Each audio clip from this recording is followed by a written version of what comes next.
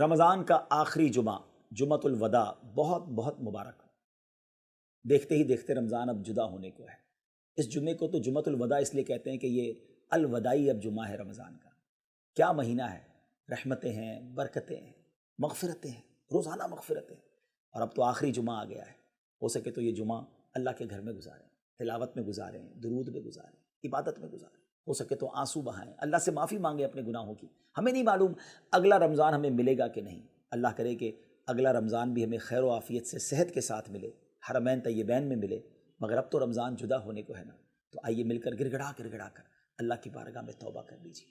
اور ہاں، فطرہ تو ادا کرنا ہی ہے نا، تو کیا ہی اچھا ہو کہ جمعۃ الوداع والے دن ہم اپنا فطرہ ادا کر لیں۔ عید کی نماز سے پہلے بھی کچھ لوگ دیتے ہیں، عید کی بعد بھی دیتے ہیں، مگر رمضان میں بھی دیا جا سکتا ہے، تو جمعے کا ثواب، رمضان کا ثواب بھی مل جائے گا۔